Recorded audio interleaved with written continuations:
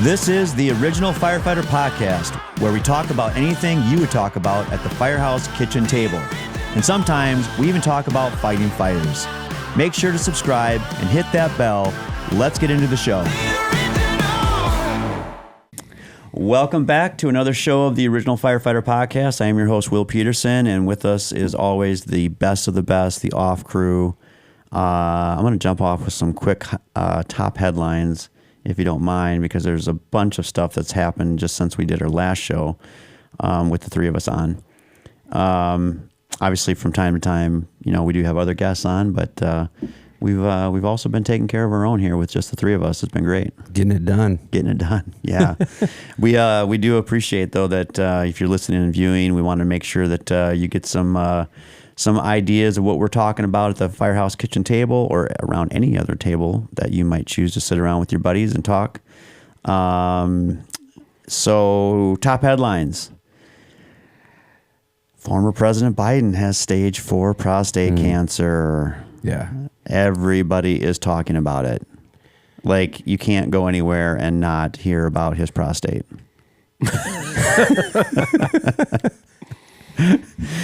I can't get away from his prostate. Yeah. It's, yeah. So, I mean, here's a couple things that are just, obviously, when I say everybody, those who give a shit are, sending out their well wishes, and they're drawing the line between that a person can have a serious illness. Yeah. And be thought of in the vein of, I hope for the best outcome. Yeah, regardless of what you felt about his policies. Yes. I mean, it's a horrible diagnosis for anybody. It's sad. It is. So there's that side of the conversation. The other side of the conversation is this is completely political and rises to the level of a coup d'etat. Who knew? For how long did you know? This is stage 4 cancer of any, really any cancer that's at the level of stage 4. It's like, how many exams did you go through that they either missed it or they just didn't want to talk about it? I thought they said he hasn't been screened for cancer since 2017 or 2014, I think it is. 2014. Yeah. Which seems strange if you're president. Yeah. You have that's just really it. in-depth physicals. Yeah, that's the point. I call bullshit. Yeah, exactly. I think the most are kind of thinking that way.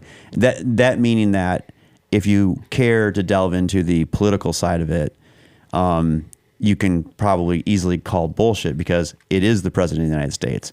I would be, assuming that our elected officials at the highest level are being put through, every single test, including, for sure, what when we go in for like an eye exam. When we go in for an exam, they screen us for cancer.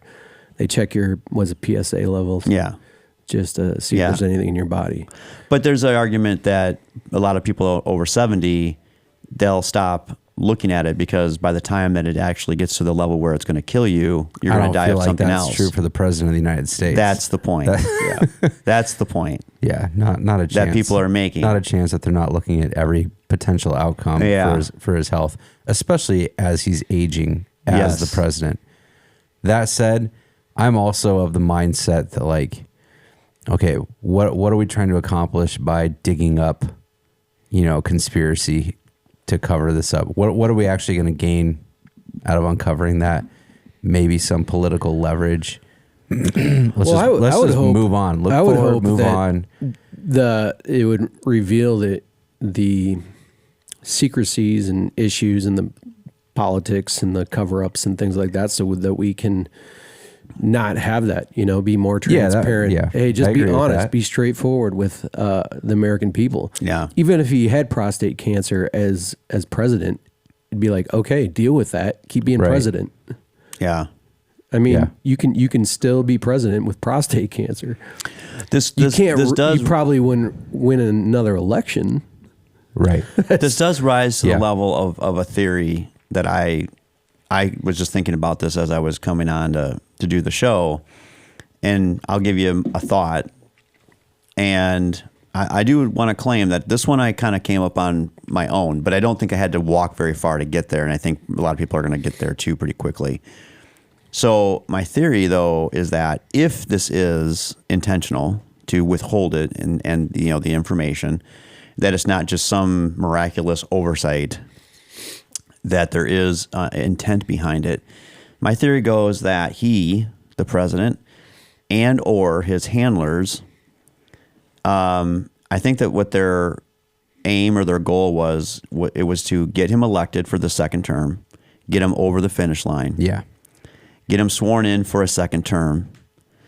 He then either kicks the bucket or he is unable to function and steps down, which allows Kamala to succeed him before he completes his second year in the second term, which then would put her in a position to be sworn in as the 48th president. Also, she would become the first woman president and all the things that everybody wants to talk about in that regard. But because she was sworn in under the second term of Biden's presidency, but before he completed 2 years within the second term, this puts her in a position to run in 2028, then becoming, if she were to be elected in 2028, this now begins her first term.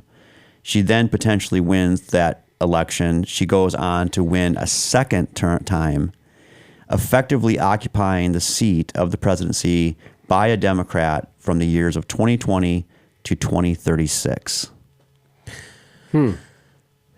That's a pretty aspirational theory. I mean, I don't see how Kamala Harris takes the office for 2 years and doesn't get ousted. But I'm just saying, just saying that I think how that there's inappropriate a chance. would her awkward laugh have been for those 2 years? Good Lord. You know? She would not have been elected for her first full term. Right. I mean, again, that's with every single star aligning and unicorns, occupying planet Earth, whatever. Which we debunked in our last episode. Yep. So, anyways, that was my takedown of if it does rise to the level of intent, then I do think that I think they look out that far.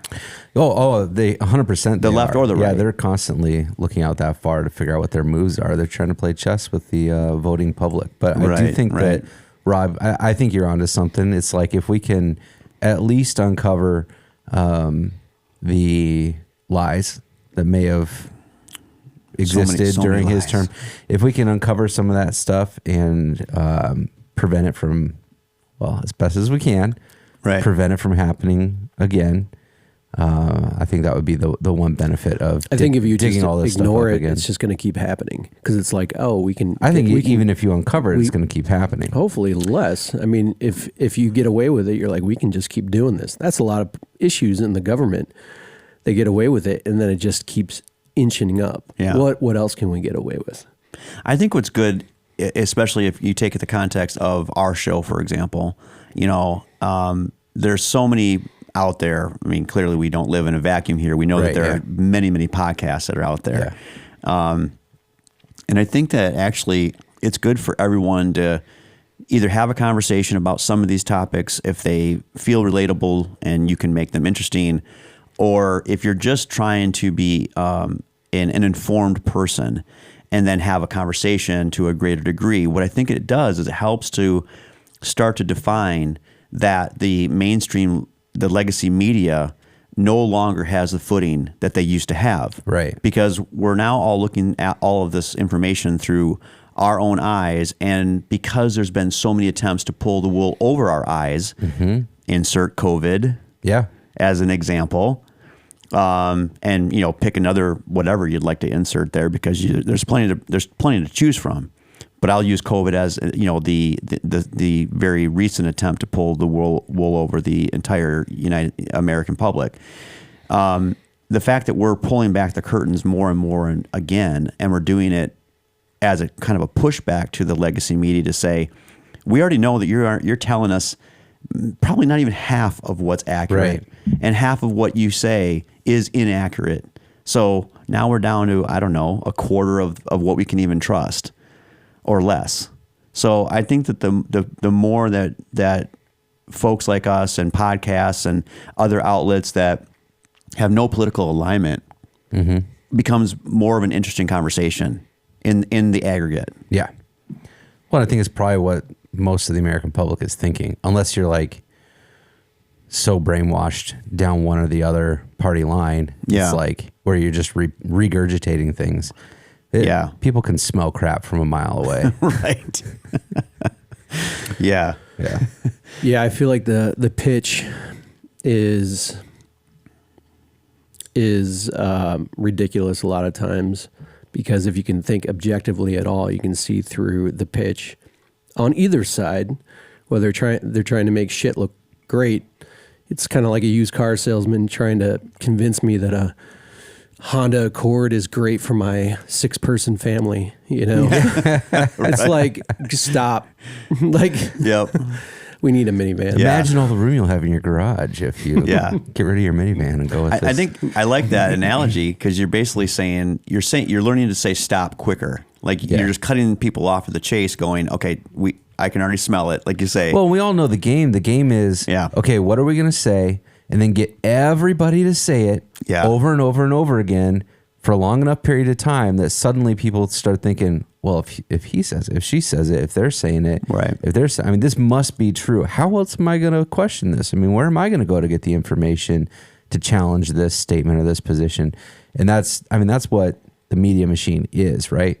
So you're right. As independent thinkers rise up and start podcasts and start, YouTube channels, and can actually share critical thought with the American public, I think it will resonate with them, because they'll go, I thought that was crap. Yeah. There was a long era of narrative being controlled by the media.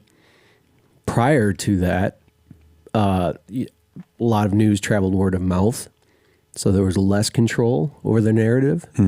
Once the television, radio came into play, there was a lot of control, and people were on the same page more, because when the media can control the narrative, they can get everybody behind something.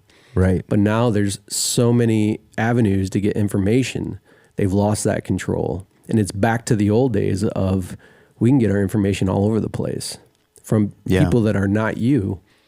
And which is good, but you're going to have more divisiveness. Well, so I brought up COVID, and at this point in time, I almost look at COVID as being such low hanging fruit anymore, because there's so many ways to blow holes through so many of the theories and the propaganda that was put out there, and the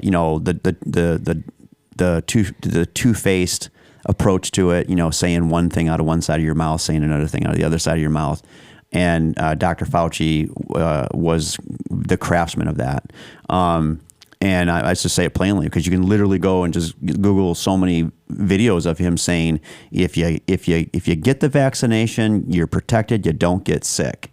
And then 3 years later, he's like, if you get the 6th vaccination, then you're gonna be okay. Yeah. And what I think is interesting in the political vein, and this kind of, I want to quickly here today actually throw the fire service in the middle of this, because the first responders during COVID, and I'm talking the firefighters, the EMS personnel, paramedics and EMTs on the ambulance boxes, and then those coming into the ERs and the ICU units. So I'm kind of bringing everyone, not just in healthcare, which that goes very, very deep. It can go all the way to the front line, and employees. Thank you, I appreciate that. So getting to the front line of first responders during COVID, I mean, we were playing whack-a-mole. Yeah, and we were being told the policies that we created within our departments, and most of it, I can only speak for where I come from. I know that we were doing our best to be guided by local and state health departments, but the information was so wonky. There was just no way to prop up a solid policy.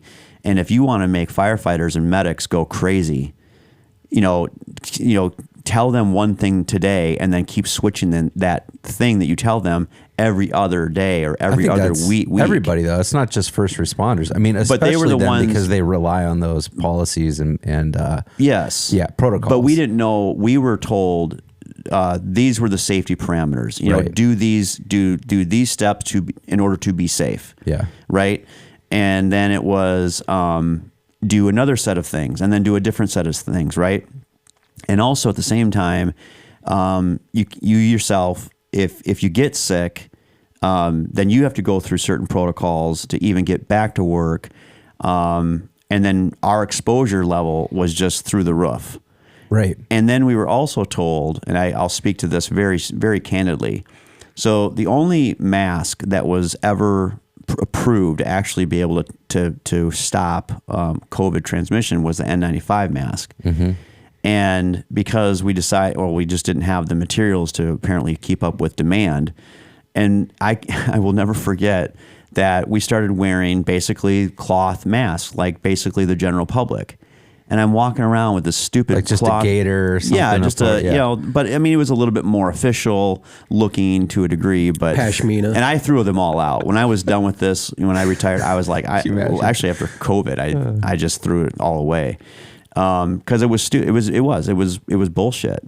You were sitting there putting on a mask, and really at the end of the day, I think you were just trying to be some sort of like a walking billboard for public relations. You know, like make sure you have your mask on. Right. Even though this mask doesn't really do anything. Right. There were a lot of self-righteous heroes out on the street. Oh my God. I'm not talking about the first responders. No, not I'm at just all. saying the general public. It's like, yeah.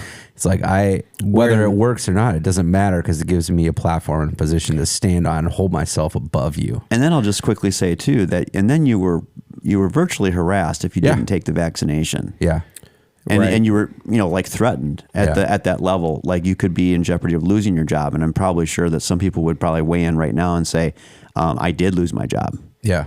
Or, you know, anything of that nature. nature. There was very, very little as compelling to get the shot as a free hamburger and fries. Right. Yeah, exactly. I was like, I'm in. Yeah, the governor of New York is like, what? Fries and a burger? Sign me up. Give me 12 shots. There's a burger element to this? What a clown. Yeah. So you know, we could go way down a rabbit hole on COVID. I just bring that up to say, I think the general public we're done. We're just done with don't tell me that what my eyes are seeing is a lie.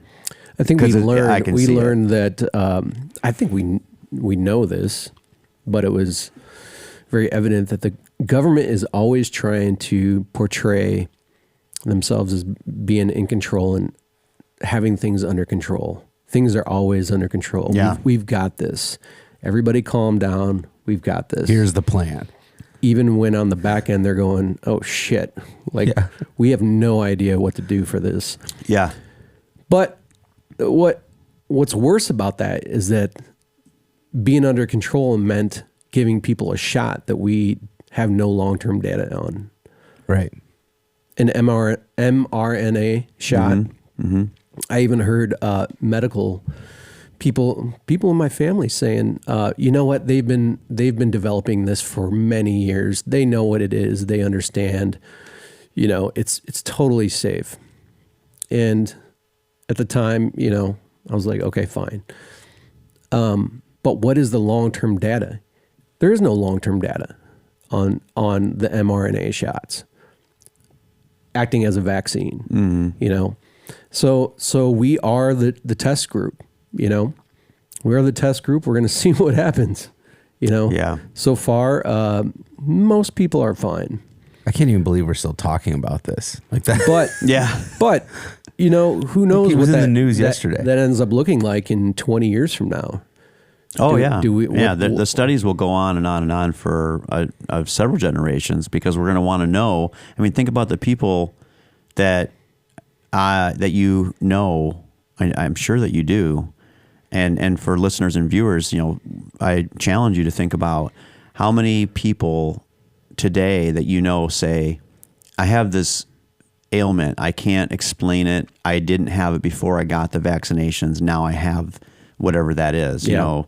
headaches or sense of smell or auditory inefficiencies, things of that nature, or anything else, chest cough that won't ever subside, on and on, joint pain, stuff like that. And then on top of that, and I can speak personally into this, and for anyone out there that lost a loved one to COVID, I have mad respect for what you had to go through, because there was no good answers. So it was terrible for you and your family to have to go through that.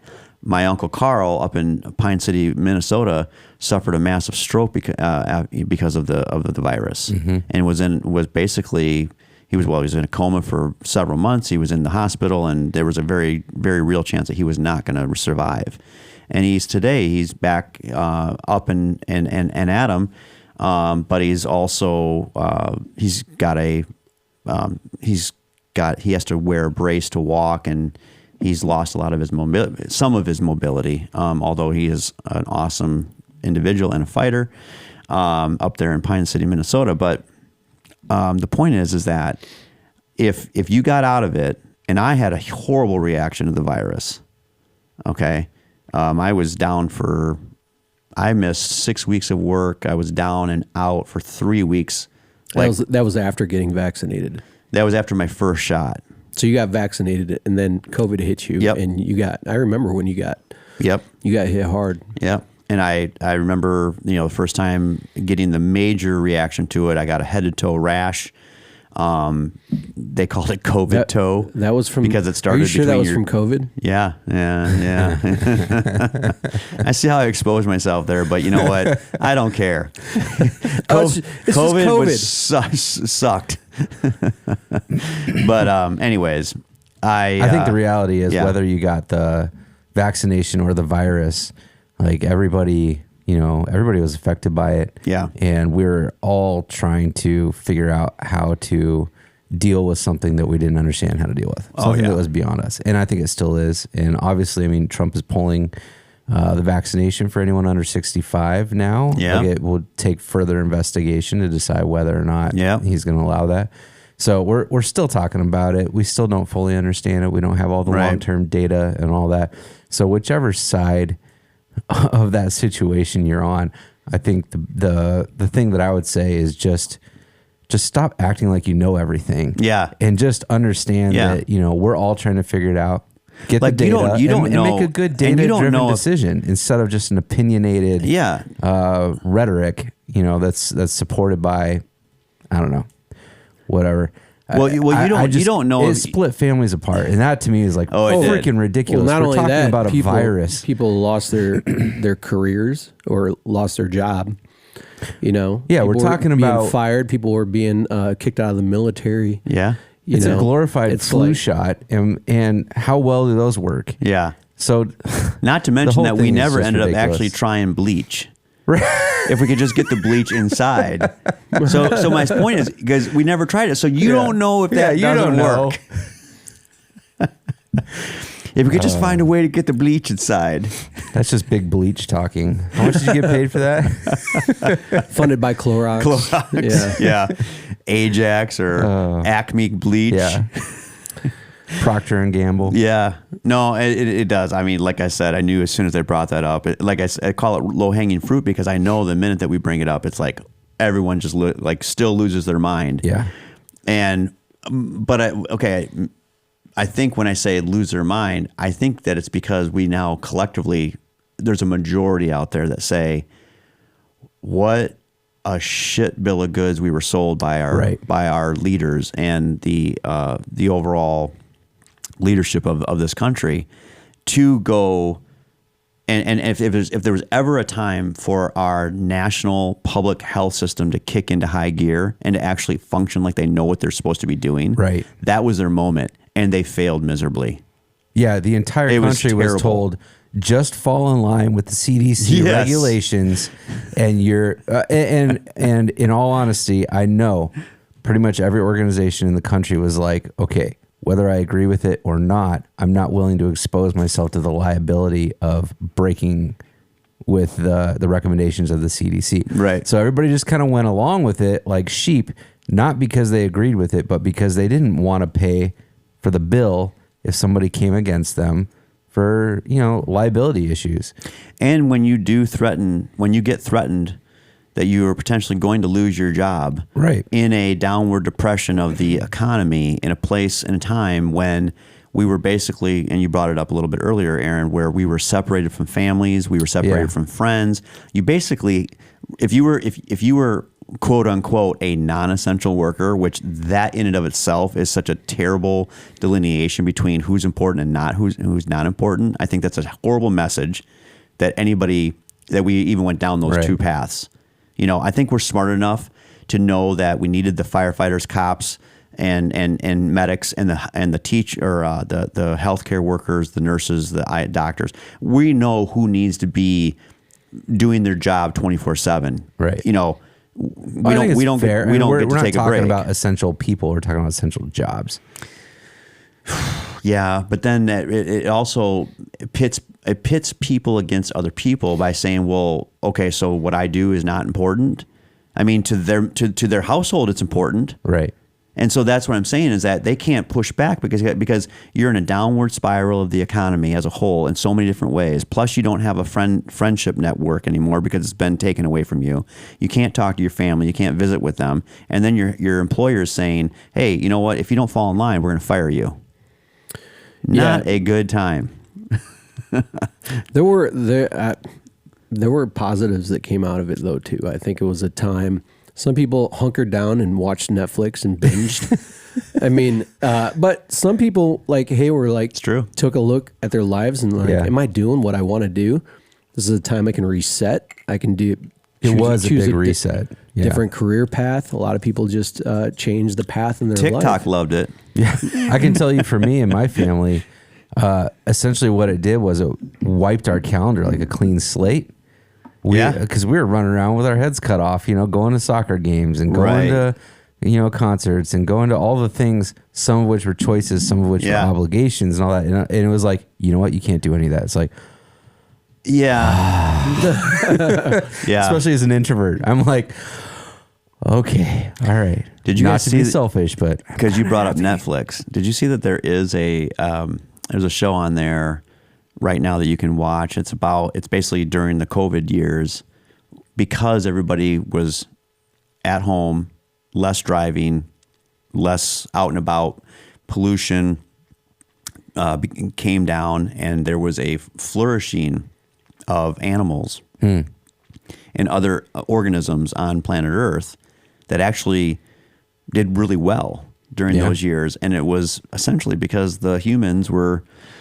I know the rabbit population in my backyard tripled. So did the human population. Yeah, totally. Speaking of Biden's prostate. All right. So those are some takeaways from, this is what happens when our elected officials and those who have to handle those individuals, plus when the media doesn't tell us the truth, we pick it apart. Moving on, a couple other things. Newark Airport continues to lose radar contact with planes. That happened again. And then obviously, well, I don't know if you know this or not, but then this morning,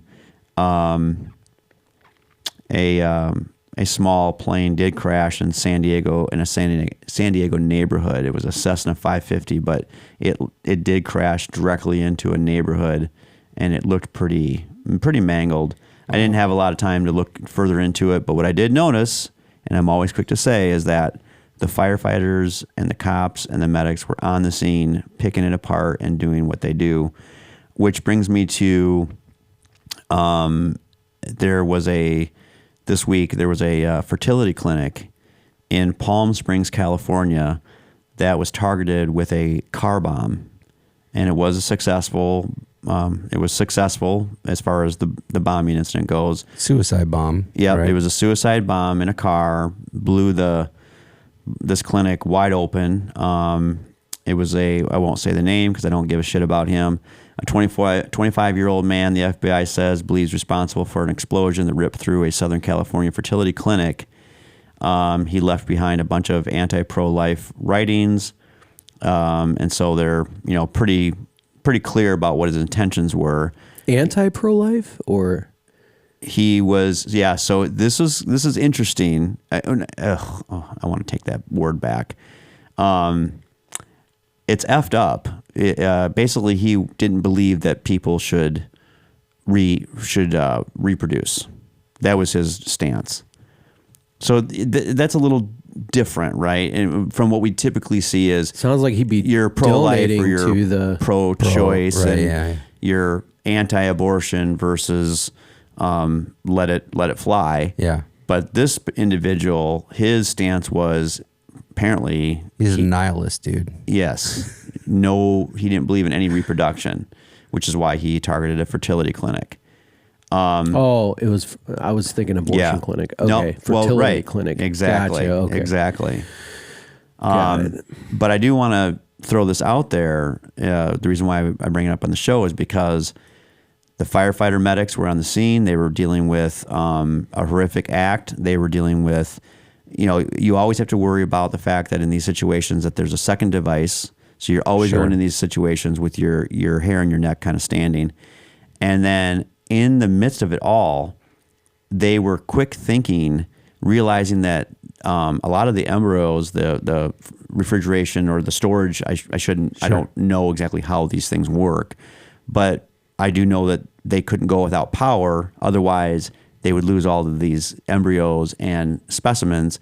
And so they did quick action, quick thought, and got this place secondary power and saved thousands of embryos. Wow. Like they kicked into high gear. That's good. Right. Yeah. And we don't get, like good for those guys and girls to do it, to understand do it for the right of humanity. Yeah, situationally aware. Yeah. So that's when you just hope there's an afterlife and he's watching going, shit. Yeah. Yeah. I'm the only one that died. Seriously? A generator from Home Depot. Generac. Yeah. This episode of the original Firefighter Podcast is sponsored by Castle Contracting. Castle Contracting offers commercial and residential restoration, leading the industry in roofing, residential siding, gutters and downspouts, egress window installation, storm damage assessment and repair, and solar energy, saving you money and time. If you want to be treated like royalty, contact Castle Contracting to schedule a free inspection. Call them at 877-512-4207 or go online and visit castleexteriors.net. That's 877-512-4207 or go online and visit castleexteriors.net. Serving Illinois, Wisconsin, and Kentucky, Castle Contracting has you covered. Your home is your castle. Call Castle Contracting today. So obviously there's bomb squad with the police. Is there a similar specialty in fire? Anything like that where there's maybe a specialty team that's trained for disposal? Here's what's crazy is that I come from a Midwest department of good significant size, but not of the largest size either. When you ask a question like that, I immediately think about New York, FDNY. Right. I think about LA City, LA County, the bigs, Houston and Chicago. And they have to have, because they're dealing with such concentration of people who have bad intentions. Right. People that make really bad choices, and they jump off of a bridge and they end up in the Chicago River. Right. When you get into these bigger metropolitan areas, I mean, the fire departments anymore, their budgets are huge because they have to think about anything and everything that they might respond to. And I bring this incident up for a reason is because, Rob, when you kind of for a minute, you did think that it was an abortion clinic, which I can immediately go, yeah, that's what I would have thought too. And like, no, that's not that. It's a fertility clinic, and it's a freakish individual that has this, this horrible, torqued point of view of life that says he doesn't believe that any human should reproduce, even though he's alive. Well, not anymore. Not anymore. But came from parents, assumingly, and but you do when you at this point in time, the American Fire Service. And I say that specifically that way because I realize that there's a fire department and a fire service across the entire world. Every country and every continent has their version of firefighting and fire brigades and things of that nature. There's a way that we do it in the United States. In the American Fire Service, I think it's interesting. I think it's special. It's steeped in tradition. A lot of that tradition does harken back to, emperor days, going back to Roman times. But the American Fire Service, I think it does its job, and it does it under intense situations because we are an open society.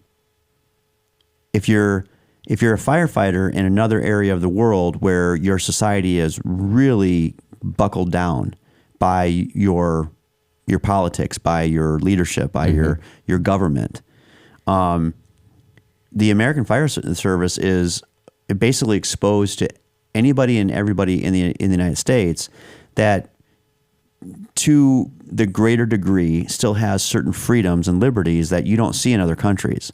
Right. Our freedom allows for every good and bad eventuality. Yeah. Yeah. You can still, in a lot of places, most places, you can still go out and burn your trash. That may not be good for the environment, but you can do that. I just in Missouri, burn the green waste in my yard. Like, can I just do that? Yeah. Like, I think there should be I don't know, like there's red flag days on the coast and all that kind of stuff where it's like not safe to.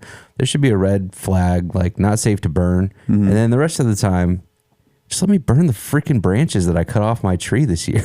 Yeah, absolutely. I mean, there again, we tend to lose our minds. In some ways, we're trying to appeal to anybody and everybody, and at the same time, we end up losing certain enjoyments and freedoms where I just want to have a little campfire with my kids. We're trying to make it safe for everybody based on our weakest link, our dumbest resident. That's well put. Yeah. That is very well put. That has to resonate with some firefighters out there. But the thing that you just asked, though, is because the American firefighter is open and exposed to the good and the bad, as you said, then I can't answer the question as to what departments out there have some sort of a response team to every situation. I think in one episode we were talking about do we have a standard operating procedure against UAPs? Yeah, I don't know if we're there yet. There is one. It's written. We have top people working on it, though. Yeah. Our top guys are working on it. But they do, firefighters, their first response community has to be thinking about anything and everything nowadays. Right. That's the point. I mean, is there a team for everything yet? I don't know. I don't know that we have seen everything. So there'll always be a new team of something. But they have to be thinking about it in every possible way. And I mean, we've been covering it here lately at Original Firefighter. We've been talking about planes and trains and automobiles falling out of the sky. We've been talking about natural disasters, not to mention the fact that just this last week, we've seen 27 people have died due to tornadoes in Kentucky and Missouri. 5 of those deaths came specifically from the St. Louis area. Right. And, you always, and it should never be overlooked that small towns in USA seem to be, that's an uncomfortable laugh. Yeah. They always seem to be hit by the worst tornadoes, right? And it's just town after town after town. And I harken back to the fact that, like, my mom lost her house in one of the largest ever recorded tornadoes outside of Springfield, Missouri in 2003. I mean, the Weather Channel still plays the video from that. Not to mention that not too far after that, then Joplin, Missouri was hit. Right. And now here we have, so what I'm saying is that we don't tend to see large metropolitan areas that are hit by a tornado, but St. Louis got rocked. Yeah. Like, they got hit pretty hard. I mean, Chicago had a dust storm. Right. Well, Chicago has a whole nother problem going on. Yeah, they do. They got a shit storm. They got a shit storm. They can't get out of a weekend without 60 people being shot. I was going to say, they don't need natural disasters. No. They cause their own. They do. They do. You see Pritzker's proposing a 6-point-some% tax on all services in Illinois. Added to pay for transportation in Chicago. That's a new thing. I don't know Nothing if it's passed, good to say about that. But I'm sure he'll pocket some of that money for some beef jerky and dude, they just keep squeezing. Yeah. Keep squeezing until this state is going to be empty. Well, they do, and then they keep seeing people leave the state. Yeah. You know, and that's happened, you know, state of New York. I don't know. Florida's going to have to double California. in size. Florida and Texas, can't all end up in Florida. The largest amount of growth last year. What's that? I said I think it was Texas and Florida that saw the largest amount of growth last year. Oh, yeah, for sure. Yeah. For sure. This episode is brought to you by Strike the Box Cigars, Pipes, and Tobacco.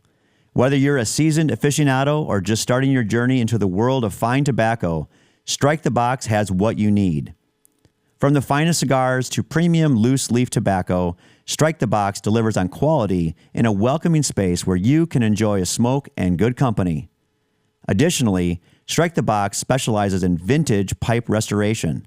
We're talking estate pipes brought back to life with craftsmanship that borders on art. Got Grandpa's old briar gathering dust? Let the crew at Strike the Box make it smoke like new.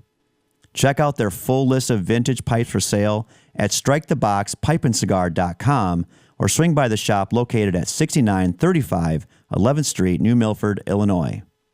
Soak in the aroma and talk shop with real tobacco lovers from the American Fire Service. Strike the Box, where fire, flavor, and tradition meet. Again, that's striketheboxpipeandcigar.com or swing by the shop located at 6935 11th Street, New Milford, Illinois. Speaking of which, Governor Ron DeSantis, he just signed in a bill into law prohibiting fluoride from being added to drinking water. So that rounds out our health talk / all the things, all the firefighters that are on the front lines. And that's no joke. I mean, you cannot turn on your television and every night, if you do, or look at your stuff on your phone, and you see it over and over and over, that the first responders across the country, they're on the front lines of everything. That's the whole point. Everything, everywhere. Everything, everywhere, all the time. Yeah. And then to think that, and I'll just kind of, sort of wedge this in here. And then to think that since we brought up Chicago Fire Local 2, Chicago Firefighters Local 2 they're going on 4 years without a contract. Yeah. And and I'm sure that there's other ways of seeing this department from within where things are going wrong. But the biggest evidence of things going wrong is the fact that they're spending so much time on reserve rigs because their frontline rigs are over 20 years old. They're just falling apart. Yeah. So they're resorting to being on these old rickety utility vehicles. They've got Squad 1 on some kind of rickety 456 number rig. I just saw the picture this morning. And they're again, what I'm saying is that they're rolling out well-trained, specialized individuals with the best, hopefully the best equipment and gear, and they're putting them on the shittiest trucks to get out the door. Yeah. What I want to know is, we were at FDIC, and it was row after row of amazing brand new fire trucks that were just top tier technology. Yeah. They were kick-ass. Yeah. I was like, man, I want to drive one of those. Who's buying those? Who's buying those if we're the highest, one of the highest tax state in the country? Right, Canada. Yeah. Who's buying those trucks if Chicago, as much as they tax, or Illinois, as much as we tax, if we can't afford them, who's affording these things? Where are these? Well, where are these being purchased? The price tag of a fire truck has just jumped. I mean, it's unbelievable. Not to mention delivery times. Yeah, the delivery time is astronomical. A fire engine is something like 2 years. A ladder truck is 4 years.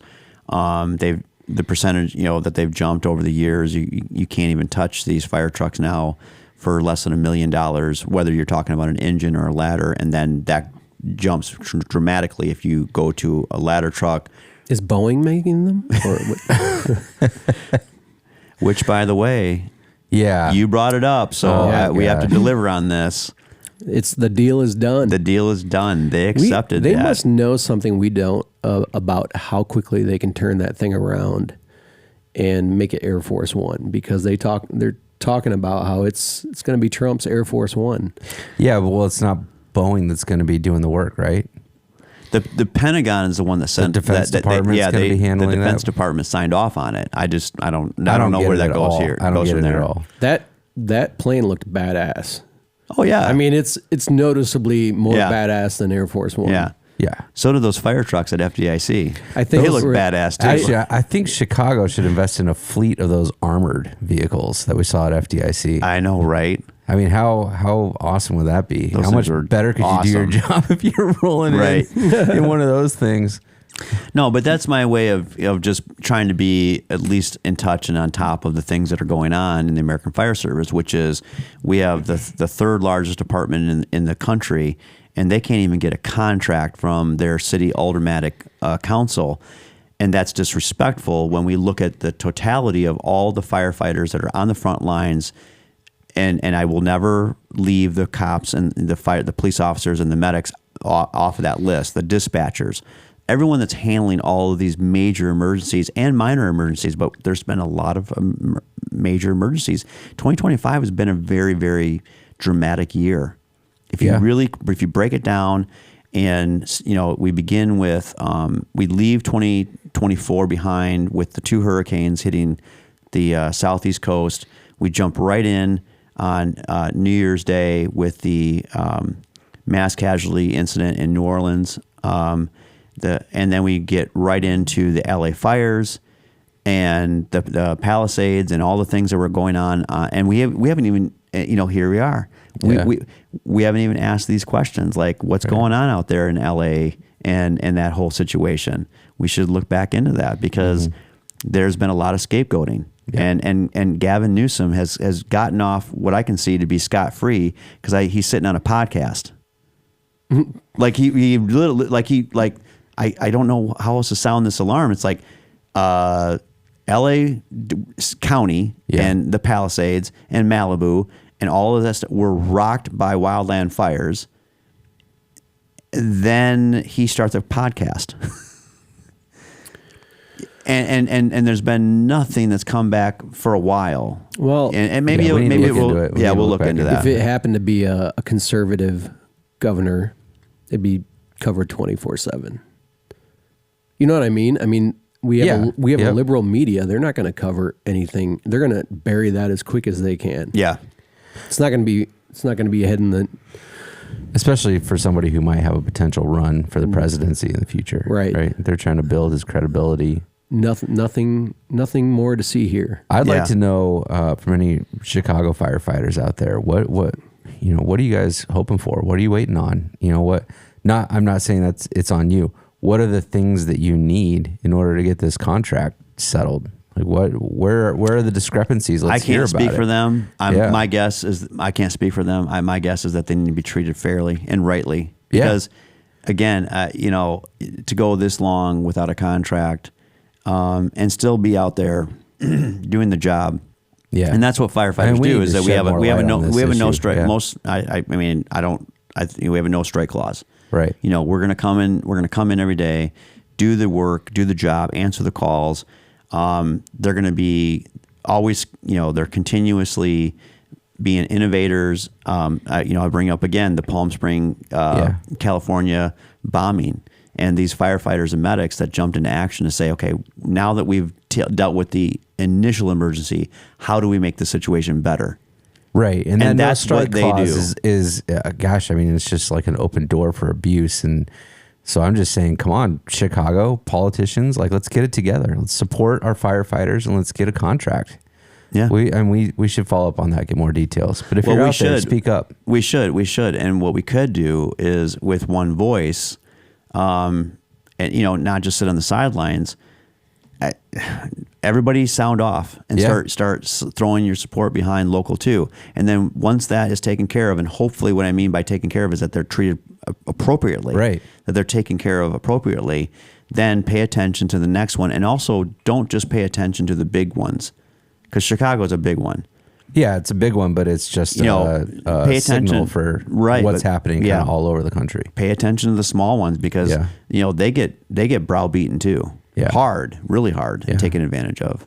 So anyways, that's my roundup of headlines and top features of the episode today.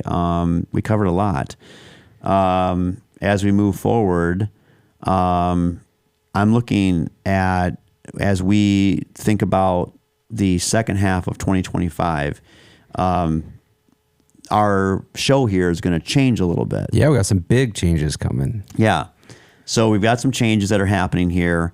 First and foremost, the studio that you see here is going to remain. We'll be here in the studio as often as we possibly can. Right. So we're basically going to be moving to a format where there will be episodes that are still within the studio, but we're also going to be branching out and hitting some on-site locations. Mm-hmm. FDIC was really one of those times when we tried to make sure, like we knew we could do that. Yeah. Because we were pretty comfortable in the studio here. Yeah, FDIC was kind of a big test for us a little bit to see how that would work. And honestly, I mean, like the people that we met there, any of you that were on, that we, aired our conversations with you on the podcast, like it was incredible. It was awesome. So we're definitely looking forward to getting out, being on location, and having some conversations with some folks beyond ourselves. And then additionally, the third method will be remote. So, that's right. So we have in the studio, which any of you that have been watching for a while, you know what that looks like and feels like. And we'll have on location. We've got a distillery that we're going to be at soon. We've got another local establishment we're going to be at soon. We just recently did an episode with Alan from Strike the Box, a local pipe and tobacco shop. And we are also working on a remote setup where we're going to be able to dial in. I'm like, ancient, where we're all going to be able to log in remotely and from wherever we happen to be in the U.S., be able to have a podcast that way as well, which I'm really looking forward to, because that gives us the ability to bring in some guests, some of you that maybe are not local to us here, but we would love to hear your story and have a conversation with you. It's going to make it even easier to have that happen. But let's talk about maybe why we're going down that road, Will. So is that the jump off point there for me to make the announcement? Yeah, I think so. Or if you want, we've been looking for an opportunity to interview Chief Will Peterson here about his history. Okay. So maybe we hang on to this, you guys. Stay tuned. Okay. Because we got big news for Will. All right. Coming up. This has been the original Firefighter Podcast. Thanks for watching and listening. Tune in each week on Wednesdays for a new episode. Like and follow us on all social media platforms and subscribe to our YouTube channel today.